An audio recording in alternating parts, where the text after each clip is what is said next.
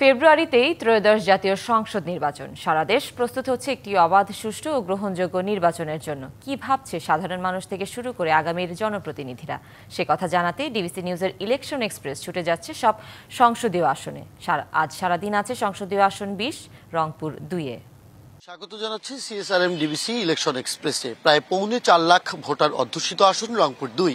ত্রয়োদশ জাতীয় সংসদ নির্বাচনকে কেন্দ্র করে এই আসনটিতে এরই মধ্যে প্রচারণায় সরগরম করে তুলছেন বিভিন্ন রাজনৈতিক দল। আমাদের সাথে এই মুহূর্তে যুক্ত হয়েছেন ইসলামিক আন্দোলন বাংলাদেশের তারাগঞ্জ উপজেলার সভাপতি মাওলানা মোহাম্মদ আশরাফ আলী। কথা বলবো তার সাথে। স্বাগত জানাচ্ছি আপনাকে। আপনার দল ইসলামী আন্দোলন বাংলাদেশ আপনাকে এই আসনে মনোনীত করেছে।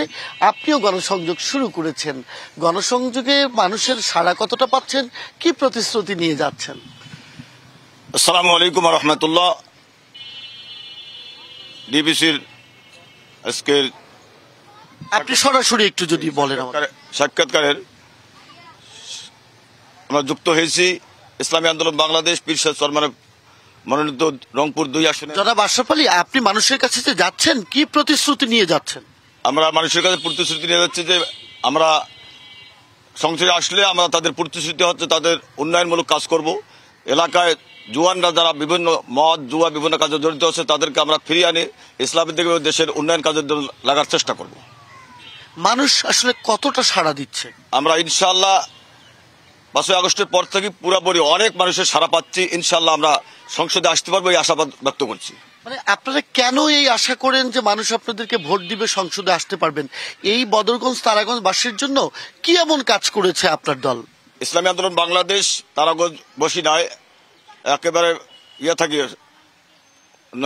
নিম্ন মর্যাদা পর্যায়ে থাকি নিয়ে রাজধানী পর্যন্ত আমাদের ইসলামী আন্দোলন বাংলাদেশ প্রতিটা উন্নয়নমূলক কাজের সঙ্গে জড়িত আছে। যেরকম তারাগঞ্জে আমরা ওয়ার্ড পর্যায়ে থেকে শুরু করি, ইউনিয়ন থানা পর্যায়ে আমরা কাজ করতেছি। কোনো জায়গায় কোনো বাড়িতে আগুন লাগলে সেটা সহযোগিতা করা এবং তাদের সহায়তা করা, এরা কাজ করতেছি। এবং বিভিন্ন জায়গায় বিভিন্ন অসহায় ব্যক্তিদের আমরা সহায়তা করার চেষ্টা করতেছি, নিজেদের পক্ষ থেকে হোক এবং দলের পক্ষ থেকে হোক। এবং আমাদের ইসলামী আন্দোলন বাংলাদেশ আমাদের সেই শুরু থেকেই আমাদের যে সময় করোনা ছিল, করোনার সময় যখন ছেলে বাবাকে ফেলাই দিছে, আমরা ইসলামী আন্দোলন বাংলাদেশের সদস্যগণ তাদেরকে জানাজা পড়াচ্ছি এবং তাদেরকে জানাজা পরে মাটি দিয়েছি। আমরা আমাদেরকে এই কাজগুলি করছি এবং জনসাধারণের কাজের জন্য আমরা নিবেদিত লাগিয়েছি ইনশাল্লাহ।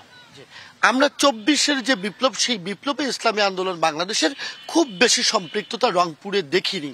কেন আসলে আপনাদের সম্পৃক্ততা রংপুরে ছিল না কেন? না, আমাদের রংপুরে নাই কেন বলবেন, রংপুরে সংযুক্ত ছিল এবং আমরাও নিজেও ছিলাম। এবং আমাদের আবু সাইদ শহীদ হওয়ার পর থেকে আমাদের ইসলামী আন্দোলনে তাদের সঙ্গে বেশি জড়িত হয়ে কাজ করছেন। আগামীতে এই আসনে আপনাদের দলকে মানুষ যে মনোনীত করবে, সেই মনোনীত করার আসলে কি কি কারণ দেখেন? আমরা অতীতের ইতিহাস যদি দেখি, এই আসনে কখনোই কোনো ইসলামিক দল বা ইসলামের পক্ষে যারা তারা নির্বাচিত হননি। তাহলে আগামীতে কেন ইসলামিক দলকে মানুষ ভোট দিবে?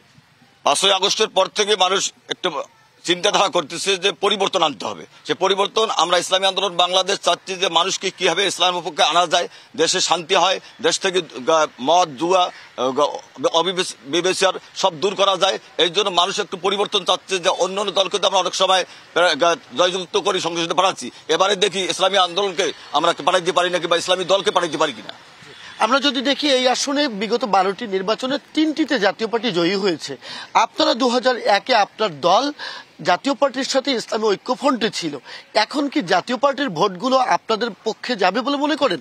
আমরা কোনো দলের সঙ্গে ছিলাম না, না জাতীয় পার্টি, না বিএনপি, না আওয়ামী লীগ। আমরা এককভাবে ইসলামী আন্দোলন এককভাবে কাজ করতেছেন। আমরা আশা করি যে খালি ইসলামী আন্দোলন জাতীয় পার্টি না, তারাগঞ্জ বদরগঞ্জে ইনশাআল্লাহ বিভিন্ন সাইড থেকে বিভিন্ন দলের ভোট আমরা ইনশাআল্লাহ পাবো। যদি আপনার দল জোটবদ্ধ হয়, সেক্ষেত্রে আপনি যে মনোনীত হয়েছেন, এখন যে আপনি গণসংযোগ করছেন, কাজ করছেন, আপনার অবস্থান কি হবে? যদি মনে জোট সরকার জোট হয়, তাহলে আমাদের কেন্দ্র থেকে যা নির্দেশনা দিবে, আমাদের যদি ইসলামী আন্দোলনের প্রার্থী দেওয়া হয় তাহলে তার নিয়ে আমরা কাজ করব। এবং যদি জামাতকে দেওয়া হয় তাহলে জামাতের সঙ্গে একবদ্ধ হয়ে কাজ করব। এই আসনের স্থানীয় সমস্যাগুলোকে আপনারা চিহ্নিত করতে পেরেছেন? যে সমস্যাগুলো সমাধানের প্রতিশ্রুতি দিচ্ছেন, যদি সেটি চিহ্নিত করতে পারেন, কি কি সমস্যা মনে হয়? যেরকম সমস্যা আমাদের রাস্তাঘাটের অনেক দুর্বল আছে। তারাগঞ্জে এমপি কোনো সময় আসেন নাই, সবসময় বদরগঞ্জে হয়েছেন, যার কারণে রাস্তাঘাট এবং অনেক জায়গায় দুর্বলতা আছে, সেগুলো আমরা পূরণ করার চেষ্টা করব। এবং খাস করে জুয়ান যারা জুয়া মদ অন্য কাজের মধ্যে জড়িত আছে তাদেরকে আমরা এই দলভুক্ত করে ইসলামের কাজের দ্বারা তাদের কাজে লাগার চেষ্টা করবো ইনশাআল্লাহ। এখানে তো একটি বড় সমস্যা শ্যামপুর সুগার মিল, যেটাতে অনেক মানুষের কর্মসংস্থান। এই কর্মসংস্থানের ব্যাপারটা নিয়ে কেন কথা বলছেন না, বা সুগার মিল কেন্দ্রে কেন পরিকল্পনা নেই? আমরা সুগার মিল সঙ্গে আমাদের পরিকল্পনা, আমাদের জেলা থেকে বিভাগ থেকে বলছেন যে আমরা ক্ষমতায় আসলে সে ব্যাপারে আমরা এটা পদক্ষেপ নেবো, যেটা কিভাবে চালু করা যায়। অনেক ধন্যবাদ আমাদেরকে এই পর্বে সময় দিয়ে সহযোগিতা করবার জন্য, অনেক অনেক কৃতজ্ঞতা। ডিবিসি ইলেকশন এক্সপ্রেস আজ সারাদিন থাকবে রংপুর 2 আসনেই। এরপর বেলা 2টায় তুলে ধরবে এই আসনেই এনসিপি ভোট নিয়ে কি ভাবছে এবং তাদের দলের প্রস্তুতি কি আছে। থাকুন CSRM ডিবিসি ইলেকশন এক্সপ্রেসের সাথে।